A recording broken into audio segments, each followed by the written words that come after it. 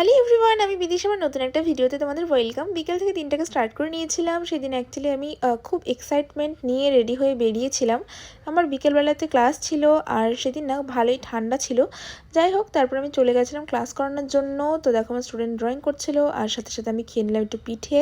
যাই হোক, আমি সেদিন চিন্তা করে গেছিলাম যে আমি টিউশন থেকে যাব একটু বোনের স্কুলে, কারণ ওখানে হচ্ছে প্রোগ্রাম। কিন্তু আমার শরীরটা দিল না গো, আর যেতেও পারিনি। পরের দিন সকাল থেকে আবার ভিডিওটাকে স্টার্ট করেছিলাম, কারণ এতটা ছোটো ভিডিও কী করেই বা পোস্ট করব। সকাল সকাল উঠে দেখো রেডি হয়ে নিল, তারপরে বেরিয়ে যাচ্ছিলো। আর আমিও তারপর একটুখানি ভিডিও টিডিও করে নিয়ে স্নান ধান সেরে রান্নাঘরে চলে গেছিলাম রান্নাবান্না করার জন্যে।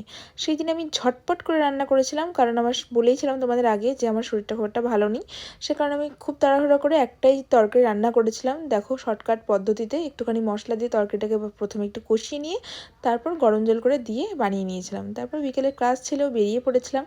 ক্লাসটাকে তো আর ছাড়া যায় না, যতই শরীর খারাপ থাকুক না কেন। সেই হিসাবে বেরিয়ে চলে গেছিলাম ক্লাস করাতে। তারপরে দেখো আমার ছোট্ট স্টুডেন্ট, যাই হোক ছোট্ট বলা ভুল হবে, দেখতে দেখতে একটু বড়ও হয়ে গেছে এখন। ক্লাস করলো, তারপরে আমি বেরিয়ে গেলাম। আর তারপর আর কি দুজন মিলে ভাবছিলাম কোথায় যাব কোথায় যাব। অ্যাকচুয়ালি ওর সেদিন কিচ্ছু খাওয়ার ইচ্ছে ছিল না, কিন্তু আমার না হালকা হালকা খিদা পাচ্ছিলো।